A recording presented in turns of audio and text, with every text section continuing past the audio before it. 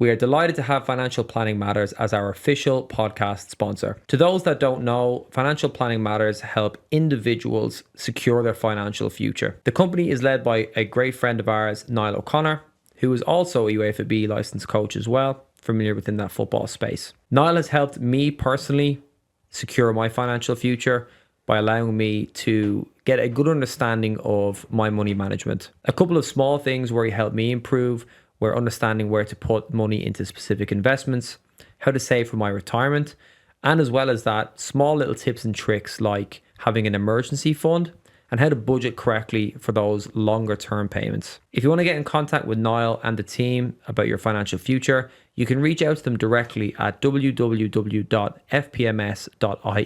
That's why Gary's great. He's great for our books. The books? Excel the account books. We're saying you're very pedantic. Pedantic the word? Or anal? Anal's probably the better word. But you find out when you're watching a game, if you're thinking, right, the distance here is too big, it's too small. Yeah, I was This particular individual isn't taking a heavier or soft touch or...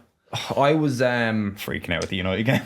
Well, that too. But when I used to coach teams, I used to coach with Gary for years, but I was way too in the weeds to the point where like I'd be stressing over small things and it would affect like if one small thing in a session like creep. Let's say you rock up, you're meant to have 18 players, 2 players don't turn up, you need to change the session. Like that would have thrown me, and it just wasn't a healthy relationship with coaching. So you probably strive for the word perfect.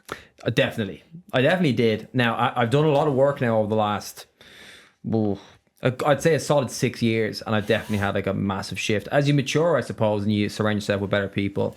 I kind of came to learn that was just not healthy at all. And if you like, I'm sure you come across a lot of footballers at a top level. Would you ever find those characteristics in those players? And you're thinking, okay, I can potentially help here.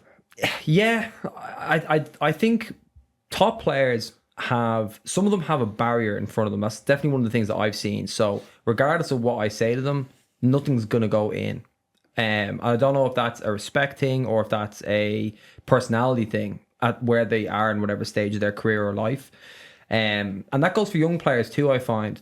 I think one thing that I've really tried to focus on is really just trying to get to like the weeds of what makes that player or individual, like I wouldn't even say tick, I would say like what really is the core of their personality. Like if they do have a blocker and I feel that blocker, like why is it there? Like it could be like a childhood thing, for example. It could be like a lack of respect to their parents or their any sort of authoritative figure. So I think the one thing that I've like drawn like a hard conclusion on is regardless if it's like, you know, a top pro in the Premier League or if it's someone who's like 8 or 9 years of age, like you got to get into the core of what makes that player unique. And we're lucky enough because we work with small groups and players on a one-on-one basis. That's much easier. I actually have a lot of empathy for staff who work with like 18 players, especially in Ireland when there's a lack of resource. Like how do you actually get into the weeds? You don't have time to do it, you know? It's very interesting you're saying that. I find a lot lately, well, definitely when I was finishing up, what was it, 6 years ago, 5 years ago, you'd often hear coaches, this whole ego thing was a bad phrase and phase. I wouldn't have any players with an ego. And I'd be thinking, it's just a big defense mechanism. That person just needs a hug. Like if you just stand by the side and just observe them, that's one big barrier to say no one's getting in here because you will see my true self. And I think, like you're saying there, if you just give them enough space in the room, they will gently allow that barrier to come down, and you'll see then what is their why and what makes them tick. Yeah, like I think it's interesting from our side. Like I'd never played professional football. I barely played a year senior football. So I definitely feel like my opinion has like a line. And I think this was something that I learned from Gary as well, was when you're working with pro players, you're kind of just there as like a facilitator to their own session, if that makes sense. So they'll know what they want to do. You're just kind of facilitating it and just giving them that like room and space to do it. You don't need to be like Guardiola stepping in with the magic coaching points. And I think that was kind of like a nice shift, which I think when I've worked with pros has kind of bridged the gap nicely. You know, I think that's what the best coaches in the world do. Sorry, like no matter what sport, the best educators, best teachers understand we are just facilitators. Sure, even Guardiola said about Haaland. Remember he was at us last year because he hadn't scored whatever 3 games, something ridiculous anyway. And he was like, I scored like 9 goals in my career. I don't know how to tell him how to finish. Like, so that's the best football coach probably ever. You know, it's like that. There's a quote like goes something along the lines of, I don't care how much you know until I know how much you care. Oh yeah, that's lovely. And that, you think back to some of the coaches or teachers that you would have worked under, where you really have sparkled under their work. You think about what made it tick, and you're like, well, they cared about me. And there was many of examples where they showed they cared about me. So I kind of let them in. And then the relationship flourishes, and you're like, wow, they got the best out of me. Mm-hmm. Like if you look back on the managers that you played under, I'm guessing 9 times out of 10, if you were just to think of the first thing about every single manager, it's always about how they made you feel versus what they taught you. That would be my hypothesis. Yeah, like a very good mentor of mine always says, a manager doesn't get sacked by his tactics. Unless you think about Ten Hag. Yeah. But people buy people. And Yeah. if you build that relationship, you can sell almost anything to them. And mainly the dream. If you don't have that relationship, they're not buying the dream. Mm-hmm. What did you like about some managers that done that correctly? Some just were normal people. They weren't faking it. Some try to turn on and I'd be like, oh, I read that book as well. What's that, chapter 3? Empathy, is it? Here you go. Yeah. All of a sudden you care about me. Yeah. And look, you can just read when someone's being authentic and someone's not. Mm-hmm. And for me, you just can't. You can see past it. So when they're trying to do their best, whatever it's like, be professional or whatever, giving you their idea, you can actually see when they're trying to sell their idea or project it. You're like, you actually don't believe in this yourself, because how you behave on a day-to-day basis says different. You're not congruent in your words and your actions. So I'm not buying it. I noticed that with kids too. Kids will smell blood a mile away. I said that before, I think, on a recent episode. Even kids can read unauthentic body language from an adult. So they know instantly if somebody is like completely going against what they don't even need to know like what is the right thing. They just know it's the wrong thing. So they know that there's no comfort there, which is interesting. Do you find that even with teammates as well? Did you ever notice like when you're working with players directly that like they just don't feel comfortable here, or they're not living truthfully to what the player they should be? Yeah. Like there's a lot of people who would feel comfortable, and a lot of people would feel very uncomfortable in my presence. And I used to take that quite personal. And now I'm like, I don't. Those who feel comfortable in my presence more than value what I value in life, and the others not so much. And it will not more than because I'm aware of it. I'll try and say, right, step back, try just get to know them, and then see where do you have a common ground. If that makes sense. Mm-hmm. But that's me as a coach.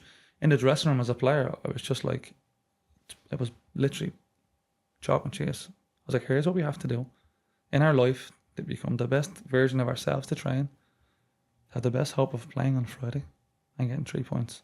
And if you don't believe or want to do that, we don't get along. Mm-hmm. At the end of the day, yeah, like sport, the team is the only common denominator between you and a teammate. And if the goal is the goal, then does anything else matter really? No, for me, no. Yeah. And that's been me as a kid. Like, you have to just push people out of your way at times. Mm-hmm. But I also believe it stems with the managers or whoever's in charge, very much like parents. Like you said, kids, like they will mimic. You had James and Alan Bourne here. Mm-hmm. I'm sure they talked about all the studies of the Bandura, the Bobo doll effect and all the rest of it. They'll mimic what they see.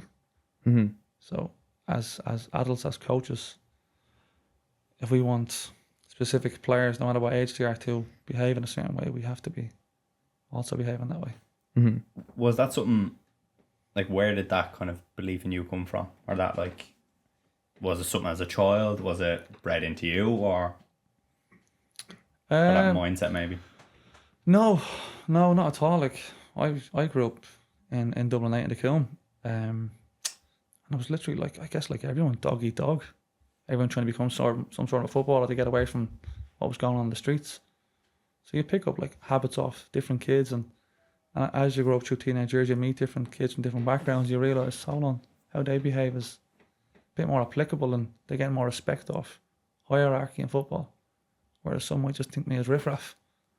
So I'm like, right, I need to change how I behave here and how I speak. But then as an adult, I studying undergrad in clinical psychology, you learn all these theories in psychology, just about, again, your environment shapes your behaviour, Savardo, thoughts become things, everything, and we have to be very conscious of how we think, and because how we think we behave, and then that is projected out to the world. Mm-hmm. I hope not go off on a tangent here, but Tangents are We're here good. for tangents. I'm all here for tangents because that's what the real so fruit now is. when I go back to again the area we grew up in, a great area, you know, because you're coaching players, you see certain behaviours, and you're like, where did you pick that up, and what made you think that that's acceptable? Because right here, that might not be acceptable, and that's something I'm very aware of. Like if you go into my gym tomorrow, you'll realise when we go in, very much like your place, certain.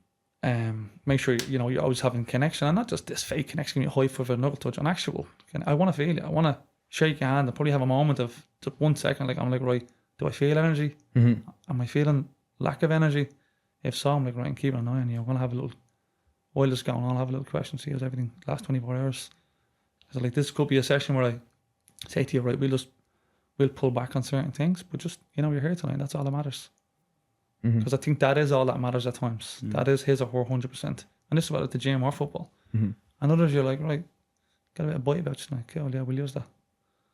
Again, I hope I'm not going off one, but It's interesting because I remember listening to the High Performance podcast. One of the first ones they had Pochettino on, and he talked about, obviously he said it's more of a South American thing. They like embrace a player, like a hug or whatnot. Obviously it's very formal, like a handshake, but that idea he literally says is you get an energy off somebody when you hug them. You can tell if they're like, you can tell if somebody hugs you properly or if it's like like half a hug. And again, that a couple of years back, everyone started high fiving to knuckle touches, and I was like, not buying it because you won't run an extra yard for me.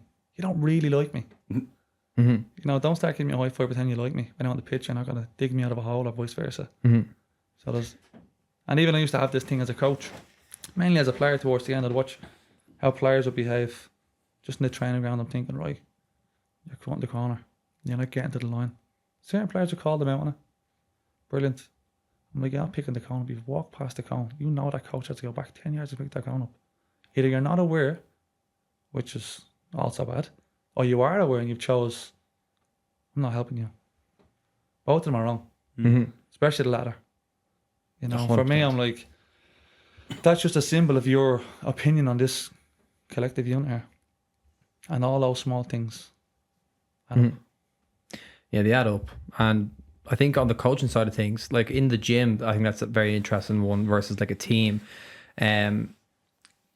When you're in your gym, let's say you're working with like, is it a class, for example, like 10 small people? group training, yeah. Is it a case where you have like another coach as well who could run a session and you could pull somebody aside if you really just want to do like a quick that's screen? quite common. That's quite common. And even now, like if I'm upskilling or I'm getting the coaches to shadow me. That's very, of course, we're all our own individuals, but I'll also say, and I'm very much in soccer and I'm with hurling now at the moment, there has to be one or two where they're just delegated to say, look, I want you to just observe X, Y, and Z. Not just how many touches to get on. Yeah, of course you want them to play forward or hit this direction.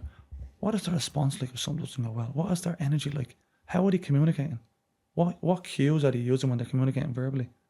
Are they upbeat? And then just take note of it. The person can be like, why? Well, just keeping tabs on them. Hope everything's okay. And even like, not even okay being too empathetic, but like, I also want to see how they are affecting our team. I went to a talk many years ago over in Kevin's, ex-director of football of West Brom, said they used to mic themselves up. You guys do in your sessions. But they used to do it as well as record their sessions. And something we used to do at DLR Waves, record the sessions. Of course, we didn't have the resource to mic ourselves up now, but Graham Kelly potentially would have had to ask them enough. But, you're listening back, as you would to a podcast out on a walk, and you're thinking, right, how many players did I connect with? And what were my messages to him? Or, like, what was the tone of my voice of that player? Sometimes you get this, this negative boys or positive boys towards someone for whatever reason. And you're like, how am I communicating? Did I actually explain verbally as well as like, coaching the flow? Did I explain what I want from that individual? Whether it's in the gym, whether it's in a workplace, it's all the same. How am I connecting? How am I communicating? And am I educating and empowering that individual? Or am I just killing them? I think it's the real fruit there. I remember I was in a job before and I had a great onboarding training for about 2 weeks. So the content was excellent. I was learning a lot. But the manager that I had at the time had a really bad day that day, and we had like a one-on-one meeting for like an hour, and the tone of which they spoke to me in that hour, and like how belittling it, what's the word I'm looking for? Belittling. It completely ruined our relationship for a good 6 months after an hour, because it just showed like the cards were on the table. Like, so if you have a bad day, you're going to portray it against like other individuals. So like internally, I was still able to do the work and do well, but the relationship kind of fractured again, because I was like in the heat of battle, like if that's how you're going to work with the team, then like I can't work with you if I really do. If I'm coming with that energy, you know, when I had two or three great teammates that were the opposite, they were really good under pressure. But I always thought that was interesting, because like that, like. And did that person ever explain as to why he or she had? No. And to be fair, I probably should have asked the question like down the line when things kind of can. I was like, you shouldn't deal with me like that. Now I'm in a new job now where we actually have to fill out what's called like a manual of me. So you basically give like information at a high level of like how you like to be communicated with. A little bit of it is like fairy stuff, but a lot of it is actually really concrete, where, you know, if I had a meeting with somebody who I haven't met before, I just like flick over their manual of me, see if they prefer like meetings in person, virtually, what do they like in tone, and then there's like little bits of like their hobbies and stuff, so you know exactly like what you connect with straight out of the gate. So I thought that was a nice little bit. Would you be interested for players, like let's say if you were to come into the gym into Platinum, for example? Isn't that a little bit sad though? We have to fill these sheets out. It's like the wellness apps. You're like, hold on a minute. Just go around and feel the room and make time for this individual. Because you could be like, again, this is why I find questionnaires very funny. Because I'm like, well, which John do you want to answer this question? Do you want John or Solo? Yeah, because I could be feeling two different things here. Well, you turned up music or putting on Celine Dion. You know, I'll give you different answers at different stages. But if you ask me in person, well, then you'll find the true side of me eventually. Yeah, that's actually a very good point. And it, like, even if somebody was to be presented with a manual of me, like I would approach it in the attitude of like, this is what my general day to day is. But a lot of people don't even know what makes them themselves. So it's just bullshit. When you were saying that, I was thinking what you would put on yours, and I couldn't pin down what you would put on yours. Really? Well, that's very interesting. Like, well, actually, and you raise a good point. The reason why we have manuals of me is because the big dog who done it basically would have like a lot of social anxiety. Not, I wouldn't say issues, but like that just definitely wouldn't be like a comfort thing. So it's coming from the top down. So maybe again that's like a coping thing. For their own aspect, right. You know. But it is interesting. Yeah, it's very interesting. And I find even, you said there, like, social anxiety. I'd often find myself, people would say to me, yes, I'm comfortable here. I'm in a lovely environment and I'm chilled. So I get a chat to, you know, three lovely guys. But if I was going to a party now, I'd be like, oh, Jesus, I just want to kind of go in here and sneak out the back door. People are like, oh, I'm like, oh, I don't really like the whole too much social interaction at a party or at a festival.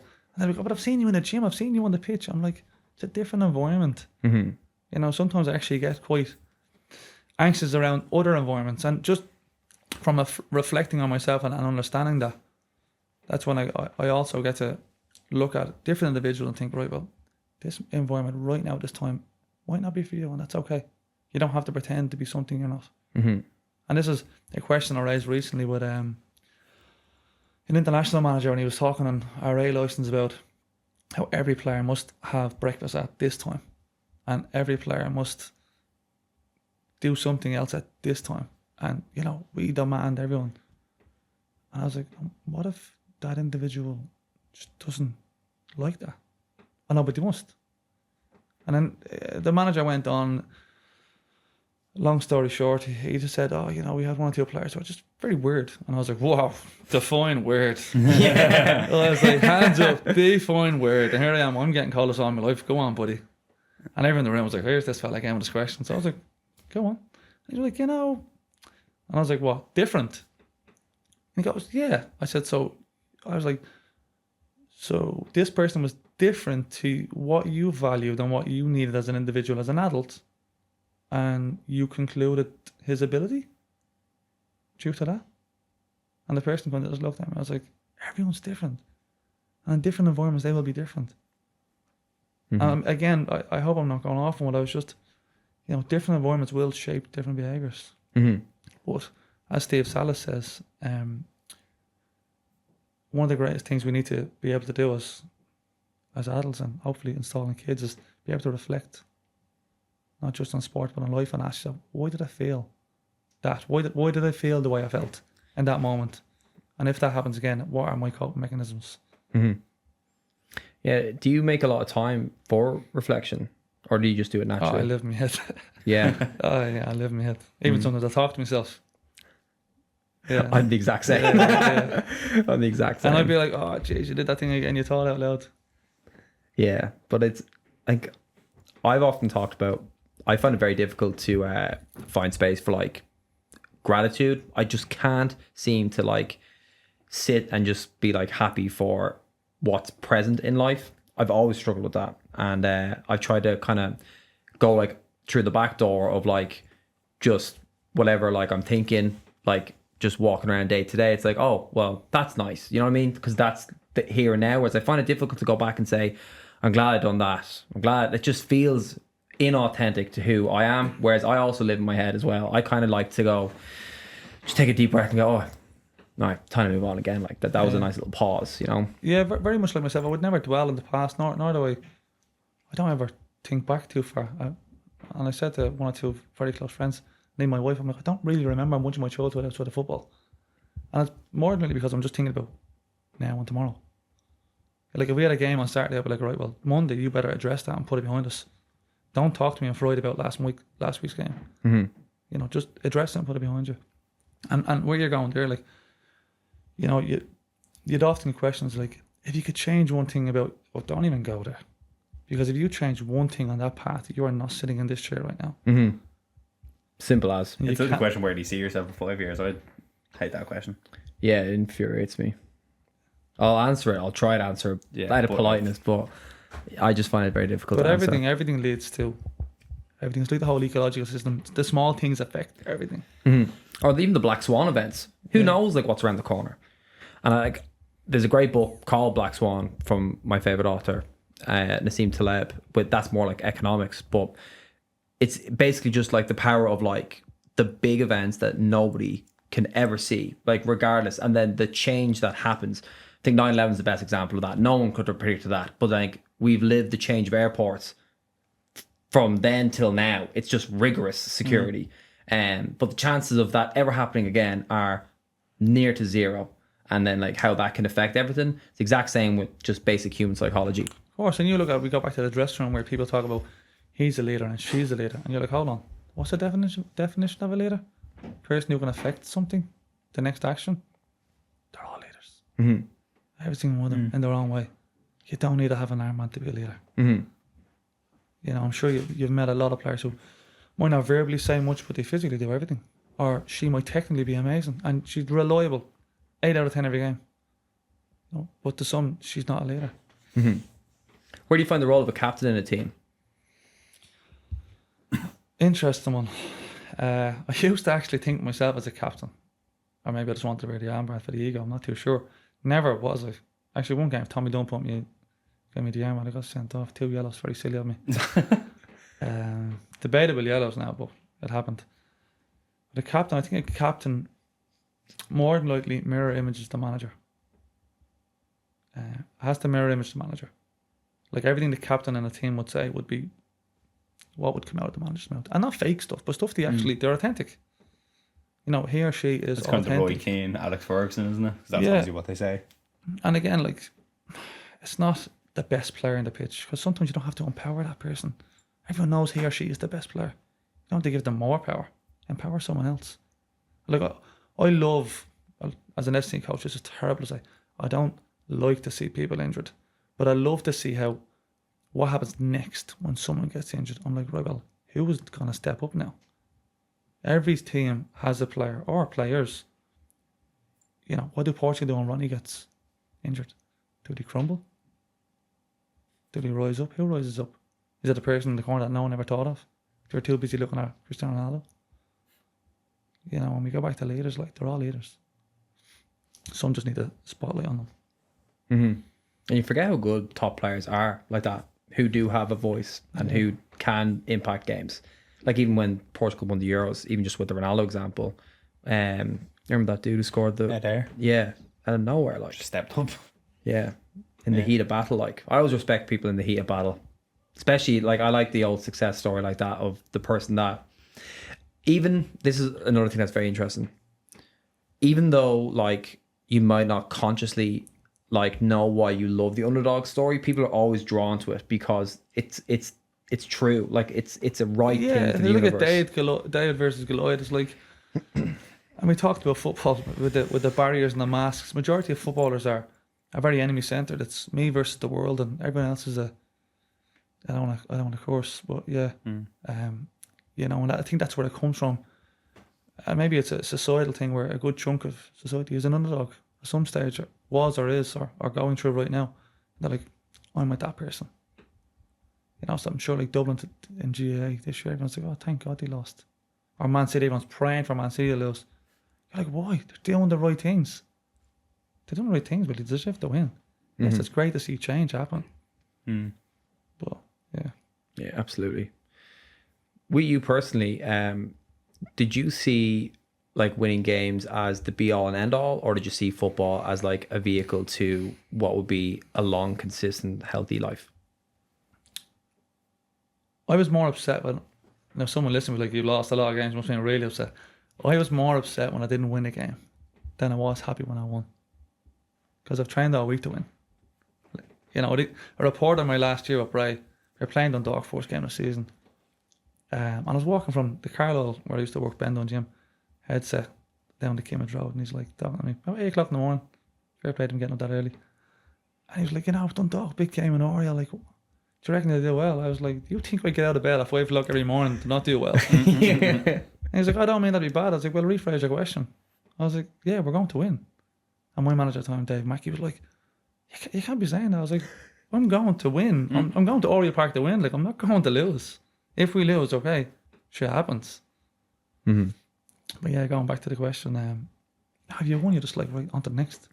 If you lose, of course you reflect on both angles, but you're like, don't dwell too much on to the next. And that's the great thing about sport. There's always a next. And were you single-mindedly just on the game of the weekend, or were you thinking about like, were you mindfully thinking like football is just a vehicle for a better life? As I was younger, like early 20s, it was literally like, right, I'm training today, train tomorrow, gym today, on the pitch tomorrow. I gotta eat, I've gotta sleep. Friends be like, wanna go cinema? I'm like, nope. People are going to see this movie. I'm like, thumbs up, I'm in training tomorrow morning. So it was all geared towards that next week. Yeah, because that's all I knew, and that made me happy, and that's how I had a platform, and so I thought I had a platform in life until it came a point where I was like, people say, oh, there's John the footballer, and I was like, it was that moment of reflection. I was thinking of, I'm not a footballer.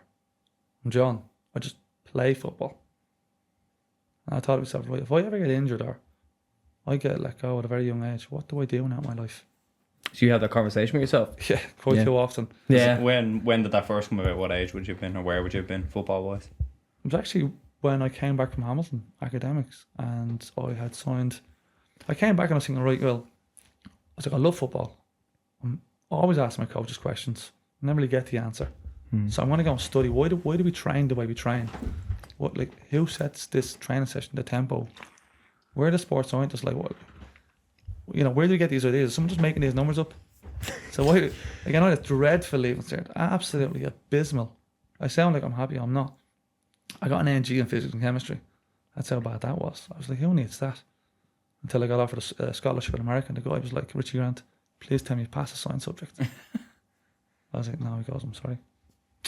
But yeah, we're I didn't study. I didn't buckle down during the leaving cert year. I was too focused on Sean McCarthy's under 17s in the elite Euros. Tom Moan, I think, was in the coach back then as well. Yeah, so my leaving cert wasn't great. So it was all football to that point. But where I'm going with is when I came back from Hamilton, I was like, right, how do I? Everyone's talking about college. How do I get to college? I was like, I have an NG over here. Anyone want to help me? But in the circle where I grew up and came from, it was like manual labour jobs, and look, that's great, it's all well and good, but I was like, right, I want something different. Can anyone help me? So I found the Force Centre in Oliver Bond, where friends of mine went, and they were studying FETAC level 3 fitness instructing. I was like, oh, I like fitness. I like fitness. I didn't know what it entails. I just knew to go to the gym 5 days a week and get paid for it. So I was like, cool, I need money and I would like to know what you're doing up there. So day 2 was all about like anatomy, physiology, and I was like, this is cool. Program design. Then a few weeks later, I was like, this is really cool. So then I signed for Limerick, and I was thinking, right, I can do this and do this. This is deadly because I do this in the morning. I learn as to why we're training. On a quiz Pat Scully later on, I train. Don't care if he tells me to shut up. I'll ask him a lot of questions. To be fair, he didn't. He was a nice guy. And as both of them grew, my studies grew faster, and there's so many books out there, and you put in work, you get the rewards back. Not so much in football. That depends on 10 other guys or your environment. I still love football, but I love studying, and I loved then connecting with people in the fitness industry and realizing actually, I'm changing people's lives here.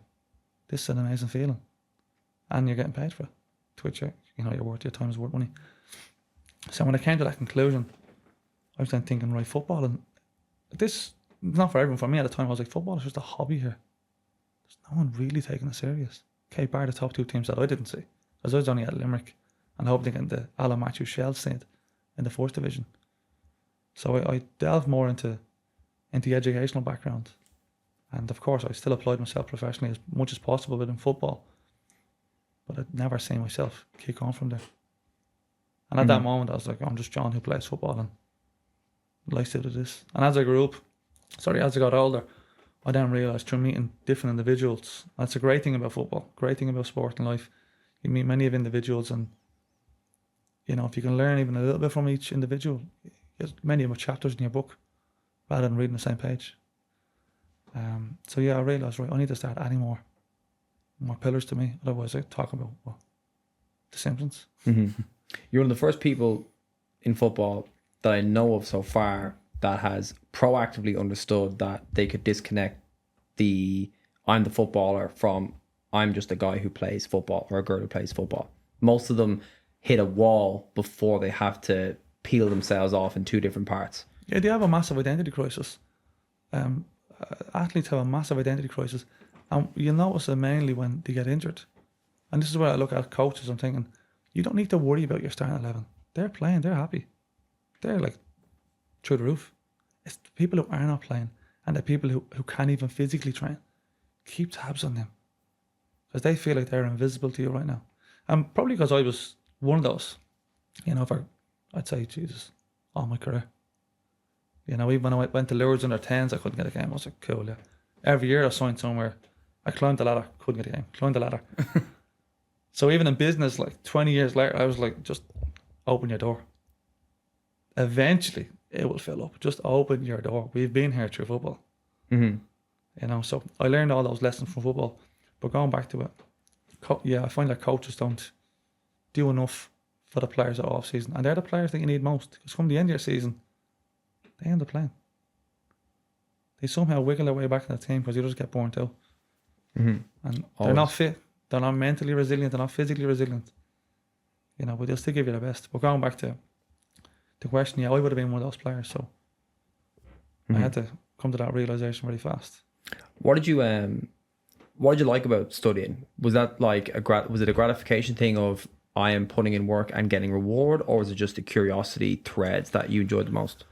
Curiosity. Like I'm extremely curious. Look, as everyone is, I get what I'm saying, I get in trouble. A lot of people don't like me asking questions for whatever reason. Like if you ask me a question, don't answer, I'm like, don't know. Then I think, well, why do I do that? Did I see someone do it? I didn't come up with it. Surely someone put that idea in there somewhere. I was like, why did I have that dream? Was I scrolling on Facebook or Instagram? Was I watching a movie? Mm-hmm. I had a dream about something, but I didn't see that person. Oh, you did at some stage in the day. You don't just make these things up. Mm-hmm. So yeah, I'm always asking why. And again, it gets myself into a lot of trouble. You had said, you're very anal or pedantic. Pedantic was the word I used. Yeah, both of the words. Yeah. Lovely words. And I think it's very good. I think it's very inquisitive. Quite too often we fill our circle and rooms full of yes people. And that just leaves you nowhere. Mm-hmm. Like you talked about emotions earlier. When I go to watch games, I'll go to watch the warm-up. My wife was still like, why are you going to watch a warm-up? I'm like, it's deadly. You're trying to predict what's going to happen based off the intensity in the first 30 minutes of the warm up, sometimes you get it wrong. And I'm like, right, how are the players behaving? How are the coaches behaving? Who are they speaking to? What's their energy? You know, are they upbeat? Are they slumping around, hands in the pockets? Do they not want to be here? All that body language, energy. And then I go watch the coach on the sideline.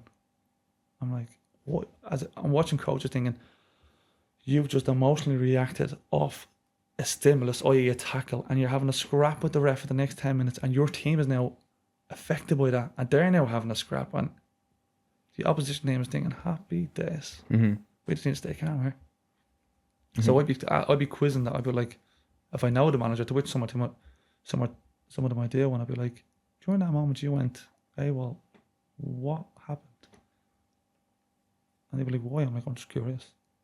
So even when I was a coach, I would never bother with refs. I don't. It's like a guard. If they stop you, you're in the wrong. Sorry, guard. It's not about arguing. You're in the wrong. You know, that's just my thoughts on it. Just try and have empathy towards them, try to see their side of it. Just like a footballer. At that moment in time, they thought that was the right decision. And that's okay. Yeah, it's I've yet to see a ref overturn a decision at any level. They're all human. Everyone's human. They don't question you and say, why did you try that diag with the outside of your boot when you really should have used a little elbow triangle there. All right, ref, play FIFA. Yeah, big time. Yeah, so I'm very inquisitive. I like to ask questions. I'm mainly of myself. Yeah, I think well, we've been blessed. I think I've had the same group of mates from when I was in secondary school through, which can be a good thing and a bad thing, I suppose, as you were talking about, like, am I reading the same page or am I opening new chapters? But I feel like the core group of friends that I've had, I've just like explored the chapters with them because they're just a core group. It's very difficult to find a core group, especially guys. I find it's very difficult to find like a good core group of 6 or 7 males who are, you know, at each other for standards or a positive influence in every aspect. And one of the questions I had was, when you're working in, let's say, with the Dublin teams, in your own gym with your own staff, do you find that when you're working in a coaching environment, it's a little bit different to what it was as a player on the emotional side of things? Yeah, massively. Like, thankfully now there's more podcasts out there, and we live in 2024. There's information everywhere. Siri, what is this? Gives you the answer. But back then, I think managers were, mainly males, were too lazy or I don't know, masculine in their own little way to upskill and not just read books or speak to people, but try and learn and why is an individual behaving that way. Like I said, I'd ask questions, and someday you might get Sullivan, someday you might get Sean. And I knew for whatever reason I'm behaving a certain way. I could be like, I'm gonna right key in everyone today. And others I'm like, oh Jesus, I want to cuddle. You know, I'm probably tired or something, but just leave me alone. But a manager would never ask that, and they just judge you on those. Of course, it's their job to try and judge and predict them, and you know, get the best team at that moment in time. But yeah, they didn't ask enough questions back then. And I think they just shone the same light on everyone. And of course, with my group it didn't work. That's for sure. Yeah, it's difficult. Like, there isn't like one book or one experience that you can teach like staff or coaches about how to deal with players. I've found that everything that I've done really well in coaching in the last like 2 years has come from experiences outside of football. Life. Yeah. Like I look at football, and yes, it's an amazing game. Sport is amazing. Everyone needs to play sport to be connected to sport. But it's just a common denominator within life to connect with people. And some can make absolute millions off it. Fantastic, and thumbs up. If it's your passion, even better. But you're just connecting with people. I think the second we realise that, the better. And the better that connection should be, and everyone should flourish. If there's no connection, like we talked about earlier, like authenticity. You don't have that. Well, then what do you have? If you look at, we talk about Guardiola and Klopp and all these managers. I know I'm going blank here. Ex-Dublin manager. Oh, Jim Gavin. Only lives around the corner. Terrible of me. Like, he would have had a very good relationship with his players. And that wasn't forced. That was just him being a nice person. You know, and maybe through life experiences, they all realise these things. Whereas if you just come straight as a player, you're hot-headed and you think, oh, everyone should see things how I think. And if you don't, out you go. Do you know any of the work that Drew Bruton does? No. I think you'd love him. Yeah. Yeah, I think The you definitely Fear would. Coach. This is Yeah, what's his tag, isn't his it? tag on Instagram. I'll share his Instagram after. What is his? Does he have a philosophy or a certain style or? So he's an ex-pro. I think he's got over 400 senior appearances in the UK. Very anal, pedantic guy. Basically, he was living in total fear and disconnection from what he was as an individual player. Ended up having a very bad relationship with alcohol, and basically had to go to rehab and just change his life entirely. And the number one factor that he puts down to his lack of, being in the Premier League and the Championship or in the World Cup or whatever, was that he just constantly played with fear and he was never authentic. And a lot of his stuff now that he works with would be with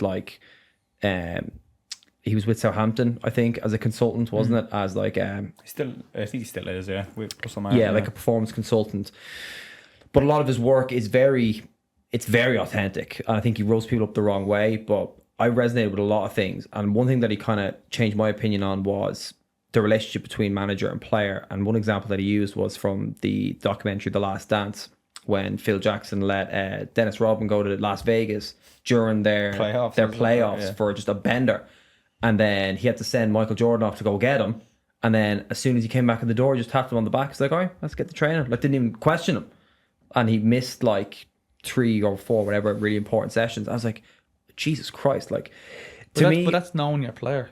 Yeah. I work with many of them. And there's some I'm thinking, right, I really need to nail you. Because you haven't put the foundations in. You're not disciplined. You lack motivation. Probably because you're not disciplined. And you think it's this, I feel good today, I'll train. I don't feel good today. And those players will be thinking, right, I'm sorry, but you can't take that time off. Because you're probably going to Bills. And that's your circle. And you won't come back from it. Yeah, he went on the Bills and on the rest. But I'm pretty sure he trained like an absolute dog 100% for the whole year. So he's in a surplus of credit. You're like, big man, enjoy yourself. Surplus of credit. 100%. And we worked in the Harry Kenny app, right? The year we were very, very good. And people were like, Jesus, must be doing great stuff in the training ground. I was like, but pretty sure we're doing what everyone else does. I was like, but Harry actually is a great guy. And there was many of times where he would say to the players, yeah, look, if you need to miss Monday, it's okay. Certain individuals, you need to miss Monday, it's okay. Because I know you're going to do your own work. But Tuesday, you're back at it. Mm-hmm. And that's why I think I see a lot. Now, some of my friends still play at a relatively high level, and I'm always asking them, what's your schedule? They're like, why? Stop asking. I'm just curious. When do you train? What do you train for? How long do you train? I'm like, what is the team of the session? I'm like, do you have every 3 weeks off? Would you get a weekend off? No. I'm like, that's strange. So why is it strange? I'm like, because you need a little recharge. Everyone needs a recharge every so often to miss the place, miss each other. Go and do something outside of the sport that makes you miss the sport. Come back and I'm buzzing now. Too much of you, I'm all fizzled out here. Mm-hmm. Yeah, on the Dennis Rodman example, I mean, he is the definition of authentic. And I think, again, the credit in the bank is such a good way to put it, because every time that he crossed the white lines of the court, you knew that you'd get that performance. And then I think people took the wrong message, and this is another thing that Drew was great about. He's like, people watch that documentary and they took the wrong message from it about how great, success is and hard work and talent. But he's like, the real gold is in the relationship between the 4 main players, but also the other players, as you said, who aren't playing, who had key roles, Steve Kerr. Mm-hmm. Yeah. And you were mad on that, weren't you? Because obviously he wasn't in the starting 5 for the Bulls, but when in the heat of battle, as they say, he sinks the 3 points. But there's no surprise that he's gone on now he's with the Warriors now, and obviously won the gold medal with the US. But he was a quote unquote bench player. If the relationship wasn't there with Phil Jackson, for example, that might have been a nothing story that nobody would know about. How many players go to an early sporting grave because of poor relationships with staff? A lot of them. And again, since leaving League of Ireland when I was 28, I delved into the amateur sport, Leinster Senior, just playing. And again, I kicked about. I was just a bit of fun, something to do Tuesday, Thursday, and Saturday, because I didn't want to step away altogether. I was like, right, I will slowly step away from this as if I'm coming off drugs, because I know this level is going to make me want to hate the sport, and I would not want to go back. Yeah. I needed that in my life. No, that's not disrespectful. That's just I needed that, and to put more emphasis on my actual real life. But yeah, I was looking at certain individuals. I was thinking, you are really losing this relationship here with big players in your dressing room, because what they need and want right now, they're screaming for it, and you're not giving it to them. And that could be like a really tough session, a tactical session, a night out. There's many of things the players and teams need at different parts of the season, and certain managers just could not read that, because they just went in, well, this is what I wanted when I was a player. And I just thought life experience. It's a killer for young coaches that we would have said we would have been guilty of that, because you see a session on Twitter or whatever and you're like, Grant, doing that with the under 10s tonight. Young coaches are very guilty of that. And you were only asking me on the podcast a few weeks ago, making me feel like an old fella. So you were only 28. But that idea of like, you see something, you're like, oh, that looks great. You don't actually, you just think of it from your point of view. Like, and a young coach is always guilty of it. That's what I said. Any coach we bring in, because they're generally kind of younger than us, is just that idea of, you know. Yeah, and I'd be very curious. I'd be like, why are we doing, as a player, I'd be like, what's the objective of this? And the lads be like, oh, here he goes again. I'm like, what's the objective? I'm like, what's the reason why we're doing this passing exercise tonight? Is this going to encourage us to play sideways, backwards, forwards? Am I working on one touch, soft touch out my feet? What am I trying to visualize here that's going to help me to the next exercise after this? That's going to help me to the big game if we play one at the end and go out on Friday. And going back to that, I'd be like, always asking coaches, even now in S&C Coach, I'd be like, what's the session plan? What's that based off? Is that our philosophies? Is that intensity or volume? What exactly are we working on here? Because whatever we're doing Tuesday, Thursday, the weekend, is going to show it. So make sure that they're all aligned to our philosophies we set at the start of the year, and don't just pick something off YouTube because you're saying Man United do it. Because Man United are probably doing it due to some other reason. Big time. Yeah, and I think, sorry, going back to sport and life, that word perfect we mentioned earlier. Yes, of course, doesn't exist, and the sooner we realise that, the better, especially when we're playing, because it's like, right, problem solver, and the quicker we can become problem solvers, find solutions. Then as coaches, you're like, right, well, this happened in the game of the weekend. I need to now go back to that and draw a scenario where I can get that action or those actions in this scenario and be able to regress it or progress it depending on what I see on this Tuesday night. And I'm going to plan in case this or this happens, and how that will then go into here. And like, that could be a 5-6 minute block where, I don't know, you could be talking about attacking on wide plays and creating a 2v1.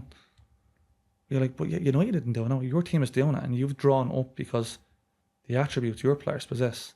This is the right grid for it.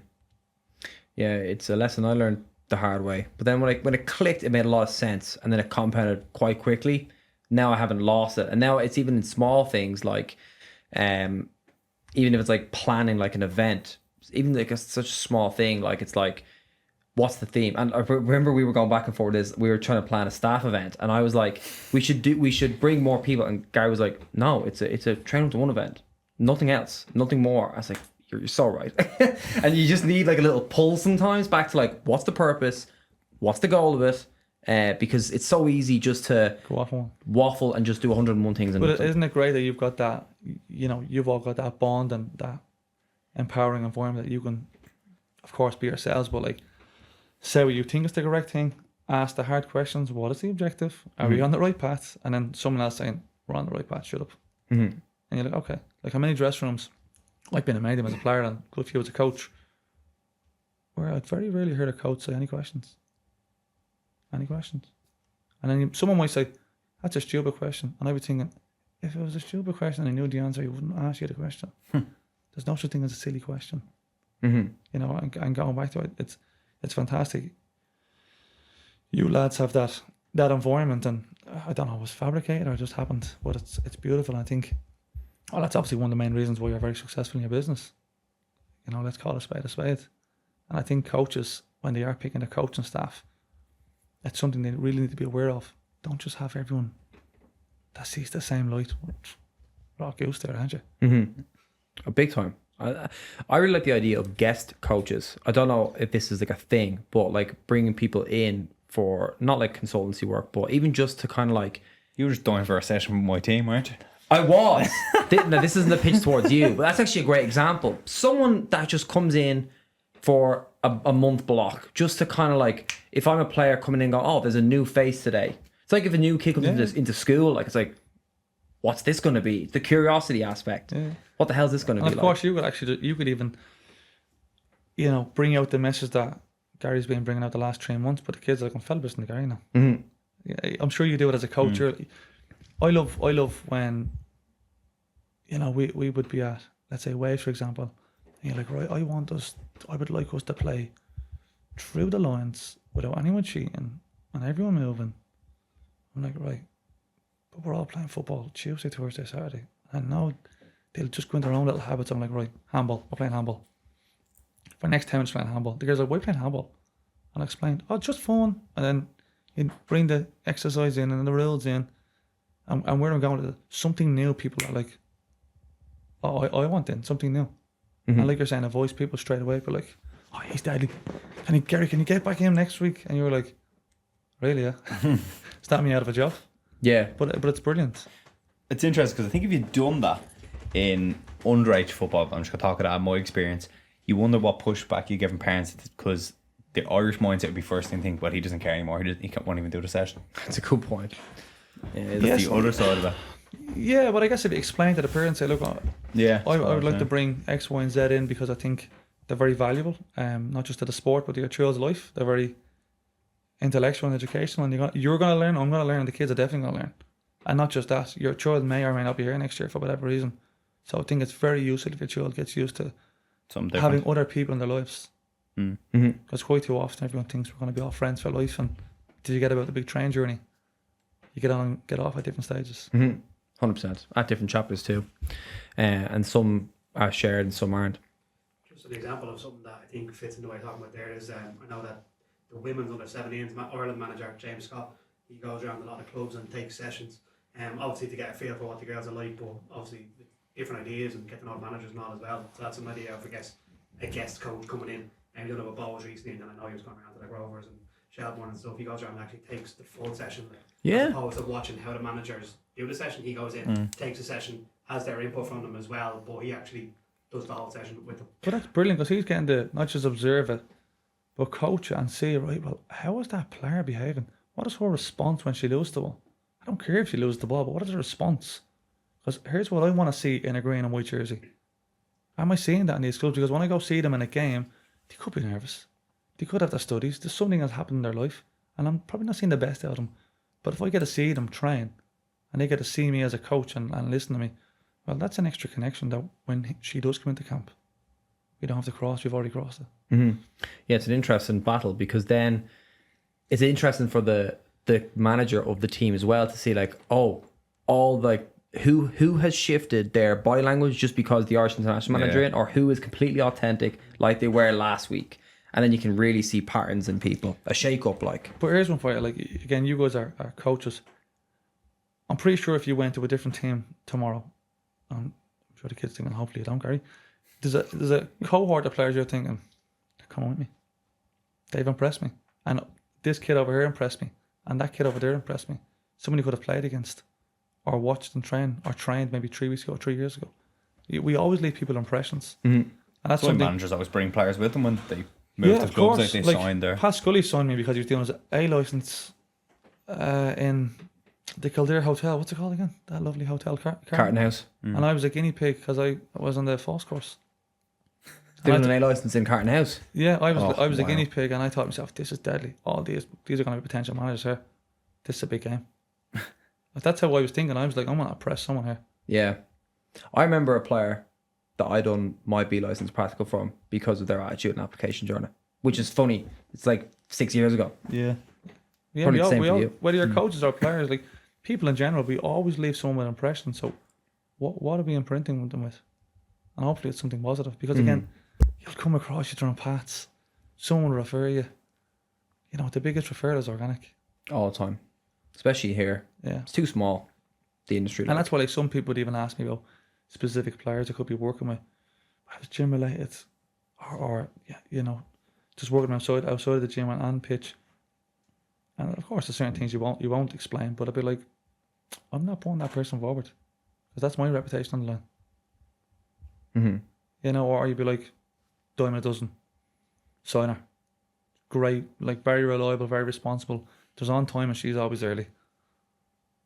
You know, and again, that's your reputation also, and that's the impression that person has left with. Mm-hmm.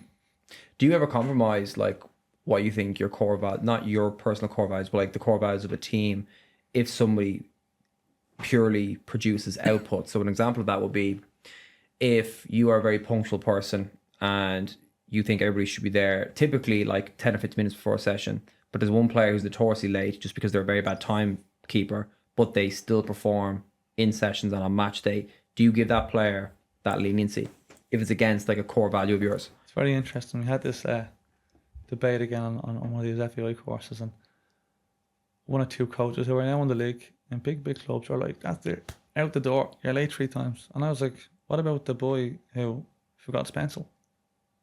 They're like, what are you talking about? I was like, you know the story. They're like, no. I was like, right, well, long story short, teachers obviously got this kid for being late. Then one day, teacher sees this specific kid pushing his brother in a wheelchair to school, prior to his school. And then realises he's late because he's bringing his kid brother to school who's in a wheelchair. You know, so we don't know what people go through. And for me, when I was a player, I was like, why is he late? Get your shit together. But then as a coach, I was like, you know what? You're here. That's all that matters. You didn't have to be here. Especially when you don't get paid. I was like, you chose to be here. Thank you for coming. Now let's train. And going back to that, I'd let that slide once or twice, and I'd ask him, is everything okay? And is there a specific reason why you're late? Because, you know, you're being late delays your warm-up, decrease of you performing at your top level. So do you really want to be a footballer? Can you apply your time? And then I even asked them what the day looks like and try to work backwards. Because more likely there's poor timekeepers. It's not they're not prioritising football. They probably just can't prioritise other things in their life, and it's a knock-on effect. But would I drop him or her? No, I wouldn't. If their KPIs are through the roof on the pitch, that's all that matters really. Mm-hmm. Yes, they don't have an appropriate lifestyle to what you'd like, but we judge them on what they do on the pitch. Yeah. Again, it's output driven. Something that you said at the start that kind of clicked with me a little bit. It's like at the end of the day, like at its simplest form, at top levels, football is about the 3 points and the outcome. So if a player does well and performs to get to the 3 points, then it's job done. But at what stage? Question for you. This just came to me there. Shit. Let's flip this back. All right. Say one of our coaches now, our coaches are great, but one of them had a real poor lifestyle, so whatever it might be that they do, in their personal life, but they show up for the sessions and they do great sessions for the 3 hours. Would that bother you? But they're late to the sessions. Well, say, we'll not use late as an example, because late can be, if they're chronically late, there's obviously can be knock-on effects. But if, let's say they have a bad lifestyle, they're always out to drinking, whatever it might be, would that be a big compromise for you? Do you think that will eventually catch up on them? For me, yeah. Yeah. Yeah, that's something I couldn't ignore. Yeah, like if you're gonna be, I think it's different to a club. Like a company is a brand. It's a club is an ethos too. But everything is your brand. Every single person who wears your logo is representing your brand. Yeah, and that's like footballers in the workplace. My members represent my brand, and that's something I even remind them. Mm-hmm. Of course, I want to be as healthy as possible, but I'm like, hey, you represent my brand, and that's where I ask myself the question: am I getting the message or messages clear to them? Maybe I'm not. Maybe I need to spend more time with them over the phone, in person, grab a coffee, more on the gym floor, and then I'll ask them like, well, what is it you think will work? Mm-hmm. You know, and going back to mainly footballers at this moment in time, I'd say, you know, why are you going out all the time? 9 times out of 10, they want to show that they're still cool and they still have it with their buddies who aren't footballers. So they don't really care that they're holding their friend back. And then that 1 time out of 10, they probably just escapism from loneliness. They don't want to or can't sit in. You know, they just can't sit with themselves. Mm-hmm. And that's why when you look at Fergie, you read some of the stories, he would say, or the players would say, he'd love when these players got married at a young age, had kids at a young age. And even when I'd hear certain stories about individuals in the Premier League, I can't name unfortunately, but they'd have blips in their season. You're like, Jesus, he's stung to the house out. What was going on there? And you'd hear then his missus left him. And you're like, oh, makes sense. Head was up his backside, out raving, I beat on weekends off, and all we do see him against Liverpool. You're like, he was cat. Mm-hmm. And then he'd hit form again. You'd see like pitching on social media at the back with the love of their life. They all need that stability. I think going back to the question, majority of people don't have stability. And I think mainly in football, soccer, they definitely don't have that, because the players that I played with and grew up with, and even now that I observe, lower to middle class people, and no disrespect, but they want to be extremely flamboyant in their time off, and they're not always thinking about, right, well, can I live a healthier lifestyle to help myself make more money? Not enough of them look at Ronaldo and LeBron James. They just look at their bank balance. Mm-hmm. Yeah, like the answer that I would have is that with the brand that we've created, it kind of gatekeeps at the door quite early. I wouldn't say that to players, even with the volume of players. It's very rare that we would get a bad apple. And if a bad apple comes through the cracks, the environment kind of just eats them up naturally, be it us as coaches or players, and they kind of just get spat back out. But I think we're lucky enough now that football is quite a small area. It's easy to get a reference here and there. And if a reference is poor, like if someone's lifestyle is poor, and we've had a couple of them, it's just like an axe pretty quickly, because we know there's better people out there. Like there's some girls who, when we were at Waves, they were at bigger clubs and clubs that were higher in the league than us, and they'd be chatting saying, "Oh, yeah, I'd love to come." And the gaffer at the time would be like, Graham would be like, "It won't work for you." And they'd be like, "Why? Like, you're a very good player, but your lifestyle and your ethos towards sport will have to change. Because here's what we believe in over here." I'm like, "Come train and you'll see the girls." And you'd see them come in, they're like, "Wow, these girls are warming up the train before the warm up." Mm-hmm. And they're really going to be at it tonight. Yeah, big time. And even when some of the girls have left, they went to other clubs, I'd still keep in contact. I'd be like, "What's training like?" They're like, "It's not near what we used to be at." And that saddens me, because I'm thinking, again, leaving people with an opinion, one of yourself, but not just that, like, you got to have enthusiasm no matter what you're doing. And we talk about the women's game, for example. It has so much potential, of course, because I'm speaking about DLR Waves. It has so much potential that I think coaches should be thinking, I want the next big job, whatever that next big job is. And the day we stop thinking about the next big thing, well, then our actions stop being big actions, and then the players that need us, they just follow the trend. Mm-hmm. You know, and like you said, the environment then will not eat anyone up, because the environment itself becomes one big rotten apple. Mm-hmm. Yeah, it's like, I'm sure you guys think, like, you're 17's UCD. At some point you want to be UCD head coach. Dermot's probably listening now, Jeremy. You know, you want to be a head coach somewhere at some stage, or you're always aiming up, really, aren't you? of course. We've got to be. If we're not, well, then why are we doing things? We're just going to waste time on dessert. Mm-hmm. I know, it gets me out of bed in the morning, definitely. Just wanting to do better, whatever better is. Pretty sure it inspires everyone around you. Mm-hmm. I'm sure your kids, you know, they come to train like buzzing. "Oh, I wonder what's up tonight." You know, that's because you bring that energy. You've got that vibe. You want to be better. Yeah, definitely. It's definitely a network of different things. That energy definitely feeds. And again, I think I'm a big believer that a really good environment will naturally, it'll be automatic or automated. It will just chew out people naturally. Now, sometimes you do get a poison apple that can completely rock the system. Mm-hmm. And that's when I think the core values really need to come to the forefront. Yeah, you're right. And a lot of the times with coaches, when they're not strong enough, that's when that one person becomes the majority, because they keep them in too long. Yeah, and big time. Does it happen because somewhere in an area where they need to win, and somewhere in an area where they need to develop? Like, I'm pretty sure development's all about everything in UCD for us at Waves. We're not going to win the league in the first 2 years. We're way off that. We're getting tonked 7-0 when we first came in here. We're all about development. So we're very lucky we had that that room of, or that opportunity to grow and develop our principles. There wasn't like immediate pressure to. Yeah, no. Yeah. And that's when I look at it, you know, we talk about whether it's United or whatever, like, Jesus, Ten Hag's digging out the house again. You're like, we don't know what his goals are. We don't know what his conversation with the board is. Maybe it's a 5-year plan. We were only chatting about that with, to be honest, any of the lads who are in the kind of League 2, League 1, that like the average time a manager gets in them leagues is like 9 months, which is like, you can see then why they go in and they push their lads out. They keep their core 16 and they just need to get results, because at the end of the day, for them, it's their livelihood. I know they'll be on okay money, but it's not like they're making millions upon millions and they need to go the next result. But that short-termism is And it's it's a a very weird way insecure football's game. gone. Football's a very insecure game.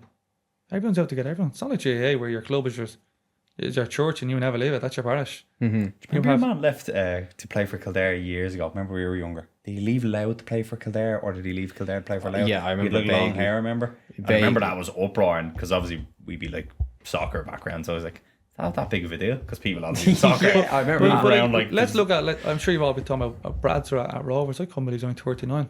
Yeah. yeah. And I thought to myself, wow, I'm pretty sure you manager and I had just played at Bray. I was like, what was that, like 6-7 years ago? And it's amazing what he's done in that time. But I'm pretty sure people forget his first 2 years. Yeah. He was struggling. They were kind of Big time. Big People time. wanted So him out. he stuck with it. The club stuck by him. And now they're seeing the fruitions of it. But everyone forgets, everyone thinks, no, I want his success in 6 months. It yeah. just doesn't happen. And then the clubs in England doing like 9 months is just And again, we went It's back here nothing. to the earlier conversation about getting to know a person. That could take 6 months. You know, at the end of your season, when you review your squad and your players, you think, who do I really have a relationship with? Of course, your kids are 17, so that's completely different. But as adults, you're like, I don't even know his mother's name. Does he have a boyfriend or a girlfriend? I never even got the chance to ask him. And yet I'm asking this person to go out and perform to his best or her best. Yeah. You know, but when you're only in that window and you're thinking 3 points or I'm out the gap here, that's a lot of pressure, and you're thinking, I probably don't have time here to build relationships. Just do your job. So I do have sympathy for managers in them scenarios, because they're. But then again, I think you made the point that if they're actually a nice person, they'll naturally gravitate to do them things, and they're probably the ones who you hope rise to the. Yeah, like everyone loves Arteta, don't they? Well, I certainly do, that's for sure. I like Angie at Spurs, and maybe because they seem to be, they're probably great sociopaths, they're being clever on camera, I don't know. And Ten Hag is the complete opposite. I don't really get to see much of him, just except him and Jadon Sancho, and he got rid of the Love Me Life CR7. Yeah. Was too. Yeah. Oh, I yeah. couldn't, but like you're talking about apples and like like how do you get rid of him? In what? Because going back to what your man Drew would say, remember he obviously walked down the tunnel when was it? Did he not get brought on in that game? Was that one against Spurs? Spurs one. Or did he get taken off and he walked whatever way it was? Anyway, he obviously was unhappy with something. He walked down the tunnel, and the guy Drew we were referencing online, he was kind of saying that's just he's done it all in the game. He like that's him being authentic. He was just I'm gone. I'm out Yeah, here. he's pissed off. You don't. I do not want to dress somewhere everyone's lovely. No, at all. Like I listened to someone on one of the keynote context page on Instagram. Absolutely hilarious. It was like they went on a night out at Ipswich, and he gave the lads a curfew. And he said the next morning to one of the physio staff, "What time did the lads come home at?" Such and such. Before the curfew. He goes, "And everyone?" Yeah. He said, "We're fucked. We're not winning this year." Roy Keane, wasn't it? We're not winning this year. We don't have characters. You know, sometimes you want someone to be really upset, and just pretty sure when he went in, he was like, "Lads, that was really disrespectful. I apologise." At that moment in time, I just could not look at you. There was 75,000 people behind me. As I'm supposed to be the big dog who performs in these stages. You know, and I think during his that last year, you know, maybe the last half, people forgot to put into context. Like, and I'm going like he's my best mate, far from it. Yeah. Like, I think he lost a child. He did, yeah. And obviously missed pre-season with his daughter was sick as well, and then that's obviously such an important They're time. human. They're all human. And what makes us tick and maximise human performance? Happiness and love. Again, I probably sound very cliche here, but it does. Well, I don't think it's cliche. I don't think anybody talks about it, if I'm honest. I've only found it from a core group of people that the message has really resonated, whereas everyone's tactics, technique, etc., etc. But I've definitely shifted from what really makes a good player. Jodo would have loved this is mental as a United fan to say, but when he was coming back, remember it was like City were after him. This before they got Haaland. I actually would be interested to see what Pep would have done with him. If he went to City, Yeah, like break my heart. Well, well, yeah, Ronaldo, that too. Yeah, Ronaldo. Like What if how you build a they team would do- around him? Yeah, Yeah. Say balls in the box. So he can jump 8 foot, 9 foot. Mm-hmm. You know, just get up to him. You can save your energy. We're good at doing this. Mhm. And I went to watch United then when they got rid of him. Again, watched the warm up against Arsenal in the Emirates.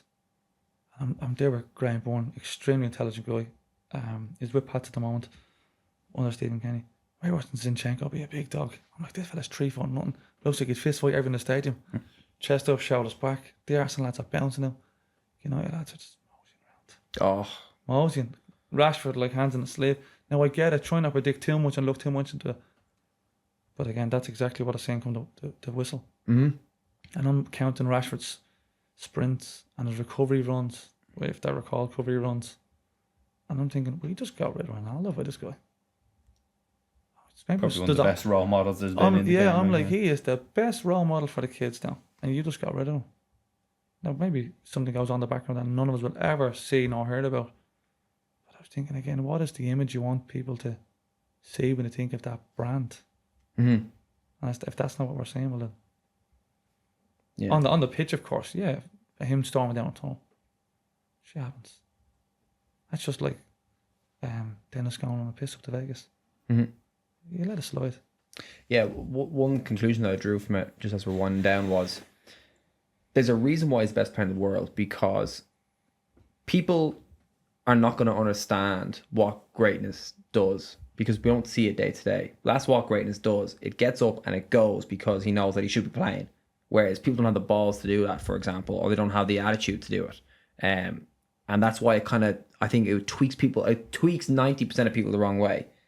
But that there's a reason for that. You know what I mean? We live in this world now where everyone thinks, we should be all happy for each other. Yes, we should. But if you have my jersey, I'm not happy for you. I want you to perform. But come train and perform better than you. And yes, win that game and win that cup game. But in the final, I'm playing. Mm-hmm. And even on that, like when I was working in Ireland matches at Shells, I didn't get a game for the whole year. Not a whole year. And he's like, I think you should just leave, John. No, Al, I'm not leaving. I was like, I'm better than him, and him. He's like, you're delusional. I was like, why am I not leaving? I'm training better than him, and him, and I'm going to play eventually. I said, eventually you're going to need me. His assistant, Barry, was there. Shay Kelly's at UCD. Little did I know Shay's actually a doctor in psychology. Yeah. Sorry, So I actually had a very good relationship with Shay, and looking back, and I thought maybe he could actually see beyond the mask who I was, not just this big ego screaming from the rooftop. But again, I went in every day with a chip in my shoulder, as I did from lures and the tens. I was used to it. I was like, just get out of my way, get out of my way, get out of my way. Just want to train, want to be better than what I am. Ask all the questions. How do I improve? Why am I not playing? What's this person doing more than me? I'm really happy we're winning, but why am I in there? And don't tell me the same team stays on. This isn't under 12s World Cup down the flats. Yeah. Give me something to work towards. And where I'm going is throughout the season, I'm looking at players. I'm like, I'm gonna get a jersey. And I say to them, I'm like, I'm coming from your jersey. I'm 20 years of age. They're all 30. So if that was me, I'd be like, this little prick. Who do you think he is? But again, I was like, right, I'm eating my proteins, carbs, fats. I'm training the gym. I'm training here. My moment will come, and when it does, I better be ready. ACL, and I was like, sorry to hear about that. One player down. Deadly serious. I was like, one player down. We're playing a 4-3 train. I'm the 4th midfielder now. I was the 5th, and no subs are ever made. Got a game against Sheriff in the FA Cup, and I thought to myself, right, we should beat this big famous game that apparently was rigged. Far from it. You can watch it on YouTube. Goals are wow, incredible. And I was thinking, right, we just need to win this game. Just win this game, and I'm staying in here because he always says same team stays on. And we were like, I think it was 1-0 up or 2-0 up, and we're at half time. And the lads are like, oh yeah, this is a good game. And I was like, lads, just win this game, please win this game. I stay on here, we win this game. They scored 3 belters. I'm not messing. 3 absolute belters. And I went back in and I was like, oh my God, I'm not getting a game until January. I am out of this club. I think I don't believe this. Thankfully enough, then we got reinstated because John Lester apparently played for Drogheda in the cup. And they got thrown out. So I was like to myself, one more game, this is buzzing. Have another game. And the lads, obviously, it was a joke among the dressing room. The older lads were like, "Oh, you got another game? Yeah, that's brilliant." I'm like, "Sound was," because you're in the 4th division, you're battering every team, so we're never going to change that. Yeah. But again, I'm going to train. I'm chipping away, doing extra runs. I'm making them visible and doing extra runs. And I'd be calling them out. I'm like, "You little fatties over there aren't doing any runs. You're lucky you're playing Wexford the weekend and us Sligo Rovers in the 4th division." And they'd all joke about it. And then we got to Limerick in the quarters. I played, we won. And I was like, buzzing, I'm in this team, I'm staying in this team. And I get an extra, he brought me on then the league game, like the last 5 minutes. So I was like, right, maybe I'm putting a pressure on, this is good. And then he brought me for the semi-final. Like the lads were devastated on me. And I was like, oh, the lads obviously appreciate me here, which is good. But I was like, the manager doesn't. But in my head, I'm like, be ready. Midfielder got sent off. Our midfielder got sent off. We're 1-1 the game. And I was thinking to myself, see this game out, lads. Just see this game out. I'm in next game. We've seen the game out. And I was like, right, chip my shoulder, train hard. Nail everyone on training, make sure you impress her. So that was, again, I had this as a kid because I was used to just getting knocked back, sorry, you're not good enough. And again, I'm going all these players like, no, you're not playing, you're injured, ACL, you're suspended. Oh, look, I'm ready. So we played Shells or Pats in the semis, me and Kevin Dawson. Both of us were on the false course in Carver together. And played with both on the 20s when we were 16. What a guy. Absolute great guy, amazing engine. I was 20, he was 21. Semi-final of the All-Ireland. We beat Pats 1-0. Buzzing. I played in the Aviva. Yeah. Absolutely class. And the year before that, when I watched the 2 Sligos versus Shamrock Rovers in the Aviva, I was actually with Pat Scully on the board of Limerick. They invited me to watch the game. And I was like, I'm playing the stadium next year. I'll never forget, I was like, I'm playing the stadium next year. And I said to the lads, I was like, don't know about you, I was like, I'm playing the stadium next year. Whether I'm witches or not. And that's all I thought of the week of that final. Mm-hmm. And Alan Matthews, brilliant, because when he announced the team, he was like, hey, you might not believe it, but John, you're starting in midfield. And everyone said, little you. But it was brilliant. Like, but going back to it, like, I look at players now and I'm thinking, you know, you can't have this little lovey-dovey, let's sit on the bench and be happy and giggly. You have to have that chip on your shoulder. If you don't have that chip on your shoulder, man, what are you do? You know, you don't want to be the best. You don't want your team to be the best. Mm-hmm. You know, but it also has to be somewhat healthy. Yeah, that environment that it's allowed to be healthy. Yeah, it's allowed. You have to be. It's the gladiator arena. Mm-hmm. And that's where I was going with earlier with coaches that come across this thing, oh, I don't like players with egos. No, egos are good. Arseholes, no way, but egos are good. There's a big difference there. You know, I'm pretty sure you've worked with players who are amazingly lovely people outside the training ground or the pitch, but once you step across, you're like, he or she is an animal, and they'll cut your throat in half. You get in the way. Mm-hmm. Either a defender or a striker or midfielder, but like they're so driven, they'll not get in their way. Outside, they go for coffee with you, and they're all lovey-dovey. For me, they have a realisation there of which environment needs which behaviours. Mm-hmm. But that's where some coaches say ego, and I can't manage that. Yeah, of course. That was class. We keep going. No, apologies. We keep going. But that, like, for me, that was the start of my career. Even when I went to Hamilton, like, Yeah. I you know, as a 16-year-old, when we couldn't get a game for I always wanted to play for Crum, and they were the big dogs. That was like Richie Tell, Connacht Clifford, Oh yeah, John I remember Budget. the side. Yeah. They were like yeah. amazing. And I eventually was getting trials at Notts Forest. And I'm even spoiling saying this because I went over there 5 times at right back, left back, centre half. And each time I'm like to Nick Marshall, who I think he's the academy director at Liverpool. I was like, Nick, I'm midfielder. Nick, I'm a midfielder. He's like, yeah, we'll see you in the midfield next time. And at the end, we give you you know, here's what I thought you've done well, here's what you need to improve.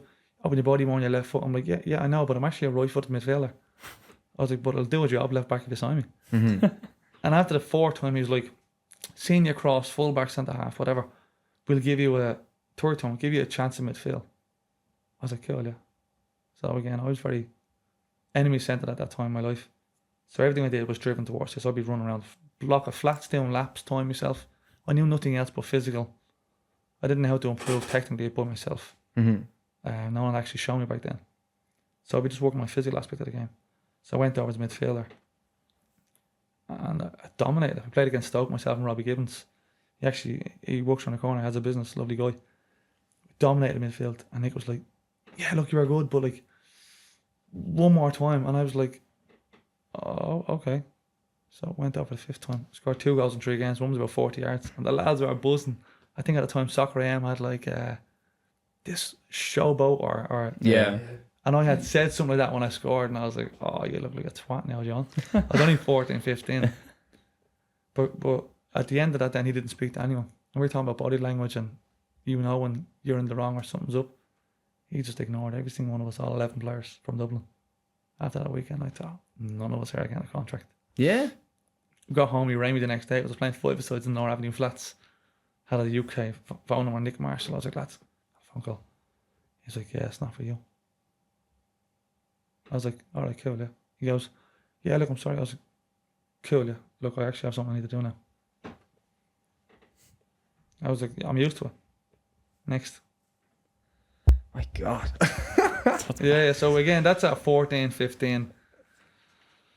Go to Crumlin, get a Sean McCaffrey's international side. Oh, yeah, sorry, yeah. You know, Sean even says to me, you're only on our panel because you trained well, but you're not actually in the squad. You just here to train with us. But if someone gets injured, you get in. I'm like, cool, yeah. I'm like, someone's getting injured. Yeah, big time. This is 17. And so when I got to that stage at Shells, I was like, I've been here 10,000 times. My chance will come. Yeah, big time.